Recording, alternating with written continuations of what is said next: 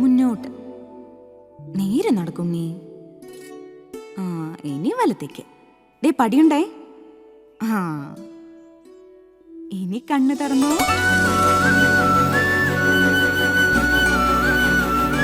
തൊഴുതോ.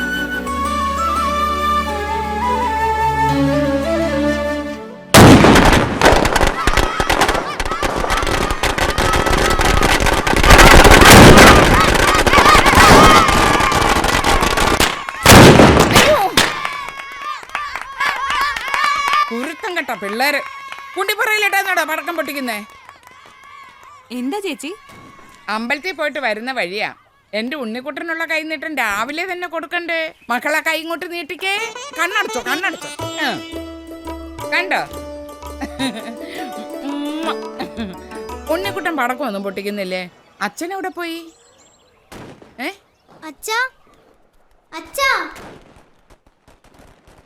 ഇന്നലെ വരുമെന്നും പറഞ്ഞ് പോയതല്ലേ, വന്നില്ലേ? ഇല്ല ചേച്ചി. അല്ല, ഞാൻ അറിയാൻ വയ്യാഞ്ഞിട്ട് ചോദിക്കുക. ഈ മോഹനം കുഞ്ഞിന് എന്തിന്റെ സൂക്കേടാ? നല്ലൊരു ദിവസമായിട്ട് വീട്ടിലിരിക്കാത്ത ചുമ്മാ. വിഷുവിന് പടക്കം വാങ്ങിച്ചിട്ട് വരാന്ന് പറഞ്ഞ അച്ഛനാ. ഇപ്പൊ അച്ഛനും ഇല്ല പടക്കവും ഇല്ല. അമ്മേ, ഞാൻ എപ്പോഴാ ഇനി പടക്കം പൊട്ടിക്കുക? അച്ഛൻ വന്നിട്ട് പൊട്ടിക്കാം കേട്ടോ. വേണ്ട, എനിക്ക് ഇപ്പൊ പടക്കം പൊട്ടിക്കണം. കുളിക്കണ്ടേ? വേണ്ട, കുളിക്കണ്ട, എനിക്ക് ഇപ്പൊ പടക്കം പൊട്ടിക്കണം. അമ്മ പുതിയ ഉടുപ്പൊക്കെ വാങ്ങി വെച്ചിട്ടുണ്ട്. കുളിച്ചിട്ട് അതൊക്കെ ഇട്ട് നമുക്ക് അമ്പലത്തിൽ പോണ്ടേ? വേണ്ട, ഞാൻ വരുന്നില്ല, എനിക്ക് ഇപ്പൊ പടക്കം പൊട്ടിക്കണം. അയ്യോ, ഉണ്ണിക്കുട്ടൻ കരയുന്നോ? ആൺകുട്ടികൾ കരയുന്ന നാണക്കേടല്ലയോ? അല്ലെങ്കിൽ തന്നെ ഈ പടക്കമൊക്കെ എന്തിനു കൊള്ളാം? വെറുതെ പൊട്ടിച്ച് കളയാനല്ലാതെ. ഇപ്പൊ പടക്കം പൊട്ടിക്കണം. ഉണ്ണി വെറുതെ വാശി പിടിക്കല്ലേ. വേണ്ട, എനിക്ക് ഇപ്പൊ പടക്കം പൊട്ടിക്കണം. പൊട്ടിക്കാം പൊട്ടിക്കാം പൊട്ടിക്കാം. കത്തിരി പുത്തിരി മുന്തിരിച്ചപ്പോ കമ്പിത്തിരി മത്താപ്പോ കത്തിരി പുത്തിരി.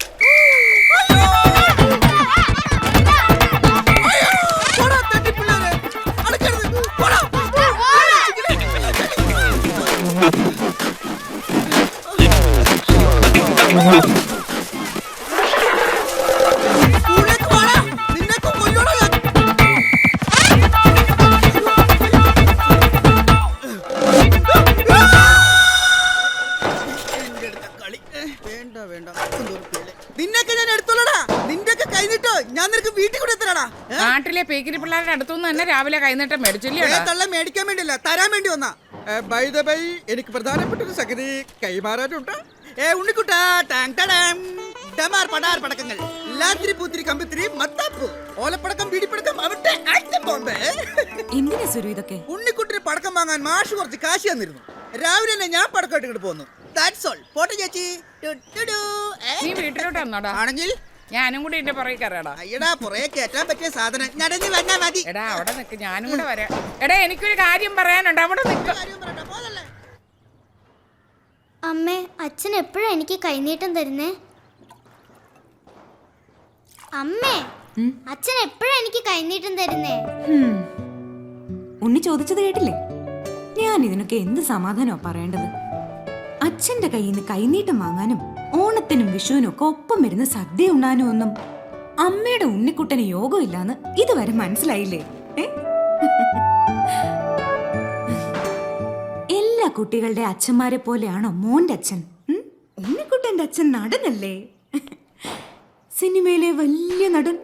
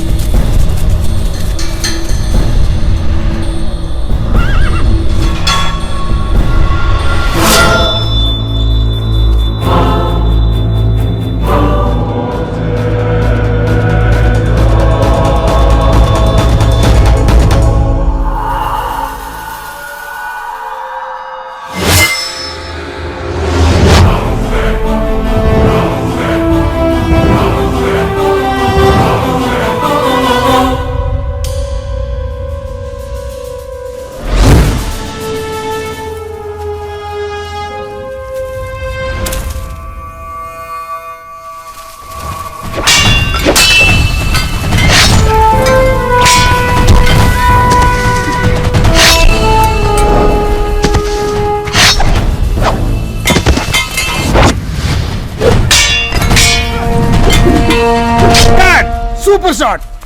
Okay.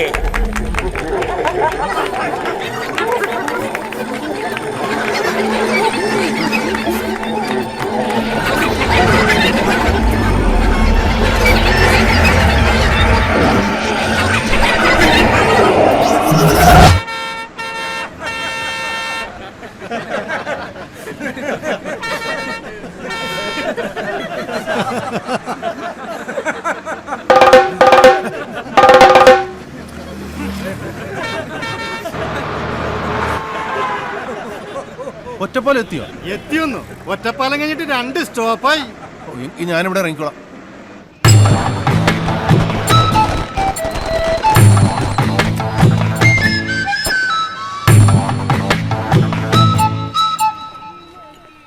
ചേട്ടാ ഒരു ചായ.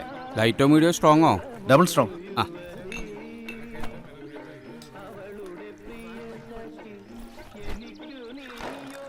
ചായ എന്ന് പറഞ്ഞാൽ അത് കടുപ്പത്തിൽ തന്നെ ആവണം, അല്ലെങ്കിൽ ഒരു ഉഷാറാവില്ല അല്ലേ?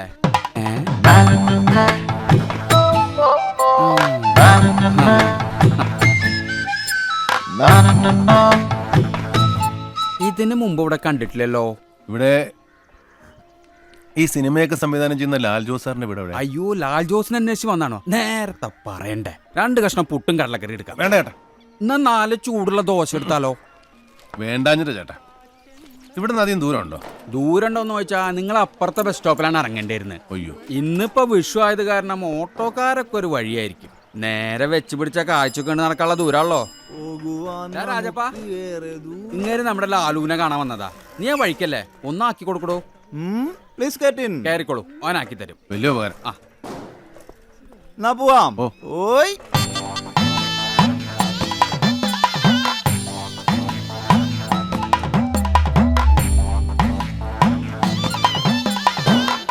ഈ സിനിമയിലെ കാണുന്ന വരിക്കാശ്ശേരിമൻ ഇവിടെ അടുത്താണോ? വലിയ ദൂരമില്ല. പിന്നെ ഈ സവർണ ഫാസിസ്റ്റ് പടങ്ങളാണല്ലോ അവിടെ ഷൂട്ട് ചെയ്യാറുള്ളത്. ഞങ്ങള് ശ്രദ്ധിക്കാറില്ല. നിങ്ങളുടെയൊക്കെ ഒരു ഭാഗ്യേ. എന്തോ മിക്കവാറും എല്ലാ ദിവസവും അവിടെ ഷൂട്ടിംഗ് കാണുമല്ലോ. സിനിമാ നടന്മാരെ നടിമാരെയൊക്കെ അടുത്ത് കാണാമല്ലോ. ഓ, നടന്മാര് അല്ല. ഒരു കാര്യം ചോദിക്കാൻ വിട്ടുപോയി. ഈ ലാൽ ജോസിനെ കണ്ടിട്ട് ഇപ്പൊ എന്താ കാര്യം? ഒരു ചാൻസ് കിട്ടുമെന്ന് അറിയാനാ. ഇറങ്ങ. എന്തൊരു ചേട്ടാ? അതാ വീട്, കേറി ചെല്ല്.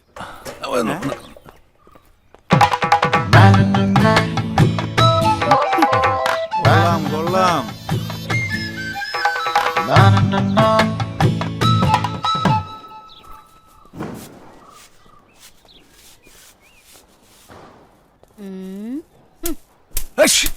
ആരാ? എന്തു വേണം? ഞാൻ മോഹൻ ലാൽ ചന്ദ്രനെ ഒന്ന് കാണാൻ വന്നതാ.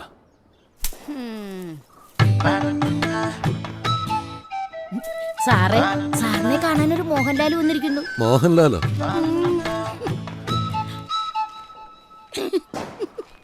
ആരാ? സാർ, ഞാൻ മോഹൻ. ഞാൻ സാറിനെ ഒന്ന് കാണാൻ വന്നതാ. കേറിയിരിക്കൂ. വേണ്ട സാർ, ഞാനിവിടെ നിന്നോളാം. ഇരുന്ന് സംസാരിക്കൂ. എന്താ കാര്യം? അത് ഞാൻ സാറിൻ്റെ അടുത്ത പടത്തിലൊരു വേഷം.